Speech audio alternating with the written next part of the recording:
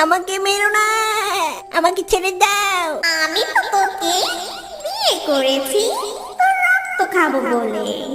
একদিন রাতের বেলা টোনা পাখি জঙ্গল দিয়ে যাচ্ছিল। ঠিক তখনই দুটো মাস্তান পাখি তাকে আটকে ফেলে। এই কিরে, আমাদের দেখে তুই আজকে পালিয়ে অন্য রাস্তা দিয়ে যাচ্ছিলি? তুই আমার থেকে 2 লাখ টাকা নিয়েছিলি, কিন্তু তুই এখনো আমার 2 লাখ টাকা দেসনি।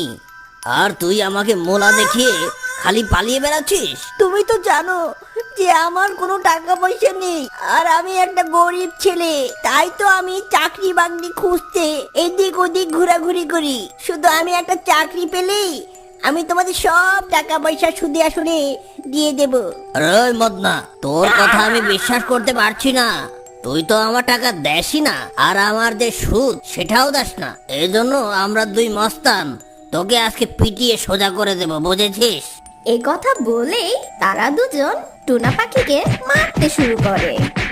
আমাকে মেরো না, আমাকে ছেড়ে দাও। কেউ কোথায় আছো, আমাকে বাঁচাও। ঠিক তখনই একটি টুনটুনি পাখি সেখানে আসে। সে আসলে কোনো টুনটুনি পাখি ছিল না, সে ছিল ভয়ানক টুনির আত্মা, যে প্রতি রাতে রক্তের পিপাসায় জঙ্গল দিয়ে ঘুরতো। এই তোমরা থামো, তোমরা দুজন ওকে মারছো কেন? এই ছেলেটা আমার থেকে 2 লাখ টাকা নিয়েছে, কিন্তু আমার টাকা এখনো ফেরত দিচ্ছে না। তাই ওকে আমি আজকে মেরেই ফেলবো। এ কথা শুনে সেই ভয়ানক টুনির আত্মা টাকা ভর্তি একটি ব্যাগ তাদের দিকে ছুড়ে দিল। এই নাও, এই ব্যাগের ভিতর তোমরা ওকে যে টাকা দিয়েছো তার চেয়ে বেশি টাকা আছে। তোমরা দুজন ওকে ছেড়ে দাও, আর এই টাকা ভর্তি ব্যাগটা নিয়ে চলে যাও এখনই।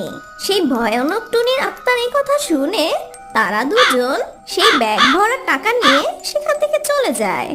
আমাকে বাঁচানোর জন্য তোমাকে অনেক ধন্যবাদ টুনি, কিন্তু তোমাকে তো আমি আগে কখনো এখানে দেখিনি। তুমি কোথা থেকে এসেছো, আর তুমি আমাকে এত টাকা দিয়ে কেন বাঁচালে? তোমাকে দেখে আমার খুব ভালো লেগেছে। মনে হচ্ছে তুমি খুব ভালো একটা পাখি। এর জন্যই আমি তোমাকে সাহায্য করেছি। আর কোনো সময় তোমার যদি কোনো টাকা প্রয়োজন হয় তাহলে আমার বাড়িতে তুমি চলে এসো। এই নাও আমার বাড়ির ঠিকানা। তুমি শরম পাবে না, আমার কাছে অনেক টাকা আছে। যখন খুশি তুমি টাকা নিতে চলে এসো আমার বাড়িতে। আর সেই ভয়ানক টুনির আত্মা টুনাকে তার ঠিকানা দিয়ে সেখান থেকে চলে যায়। টুনা সেই ঠিকানাটা নিয়ে তার বাড়ি চলে যায়, আর সেই ভয়ানক টুনির আত্মা তার নিজের বাড়ি পৌঁছে যায়। কি হয়েছে আমার সোনা ময়না? আজকে তুমি বাড়ি ফিরতে এত দেরি করেছো কেন? মনে হচ্ছে আজকে তুমি সেই নীল চোগালা পাখি খুঁজে পাওনি।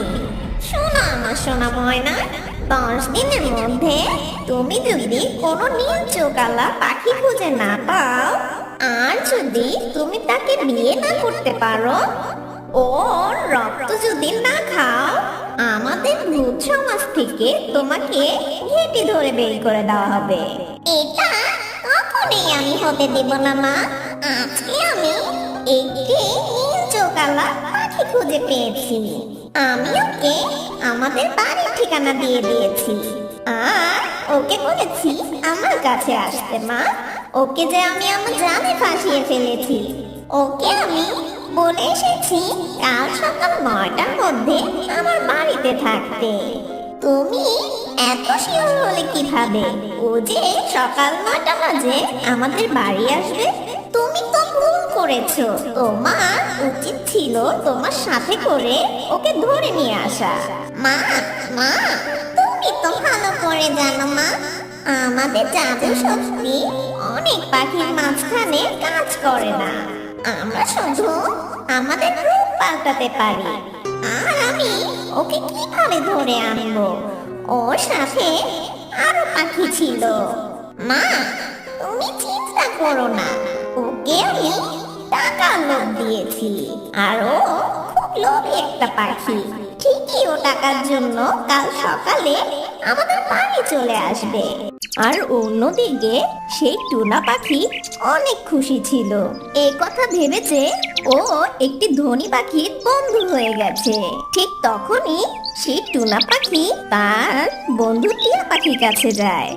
জানিস টিয়া পাখি, আমার একটা বন্ধু হয়েছে, অনেক বড় লোক, বুঝেছিস? আমাকে সেদিন 2 লাখ টাকা দিয়ে বাঁচিয়েছে, আর আমাকে আজকে বলেছে আমাকে আরো টাকা দিবে। আরে টোনা, তুই এই কাজ কখনোই করিস না। কেউ কাউকে বিনা স্বার্থে কোনো টাকা পয়সা দেয় না। তোকে যে ও 2 লাখ টাকা দিয়েছে, এর পিছনে নিশ্চয়ই অসৎ কোনো উদ্দেশ্য আছে। তুই আজকে ওর বাসায় যাস না বন্ধু। আমার মনে হয় তুই হিংসে করছিস, তাই না? আমি তোকে ছোটবেলা থেকে চিনি। আমার মনে হয় আমার একটা বড়লোক বন্ধু হয়েছে বলে তুই আমাকে হিংসে করছিস, তাই না?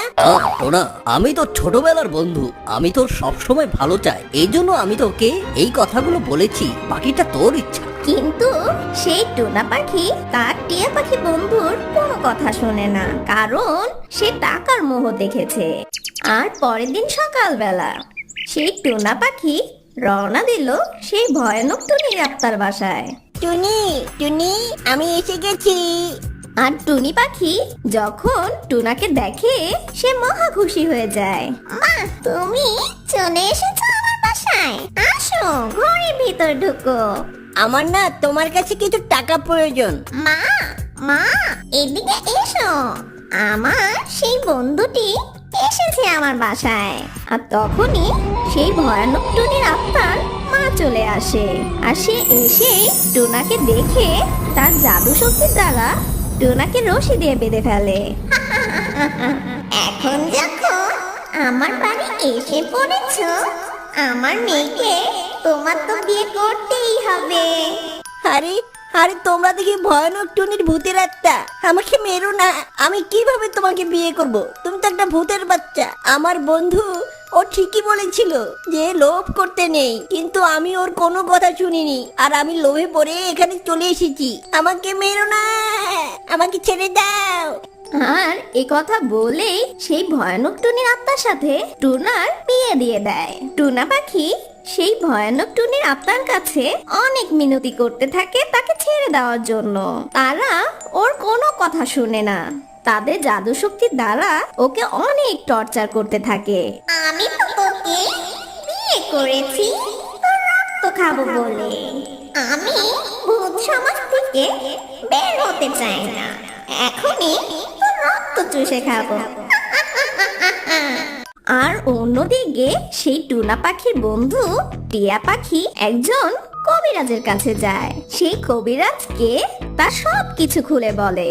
আর কবিরাজ বাবা সবকিছু শুনে সেই টিয়া পাখির সাথে রওনা দিল ভয়ানক টুনির বাসায়। টোনা, আমি আগেই বুঝেছিলাম তুই একটা বিপদে পড়বি, এই জন্য আমি এই কবিরাজ বাবাকে নিয়ে এসেছি। এই ভয়ানক টুনি, তুই ওকে এখানে কেন ধরে নিয়ে এসেছিস? থেমে যা ভয়ানক টুনির আত্মা, আমি এই মাসুম বাচ্চাটাকে তোদের মারতে দেব না। এখন দেখ আমি তোদের উপর কি জাদু মন্ত্র করি। ঠিক তখনই কবিরাজ বাবা সেই ভয়ানক টুনির আত্মার উপর জাদুর ধোঁয়া ছাড়ে। বাঁচাও! কে কোথায় আছো? আমাকে বাঁচাও! আমার পুরো শরীর জ্বলে যাচ্ছে। এই আগুন নিভিয়ে দাও। এভাবেই সেই ভয়ানক টুনির আত্মা খুব চিল্লাতে থাকে, কিন্তু তাতে কোনো কাজ হয় না।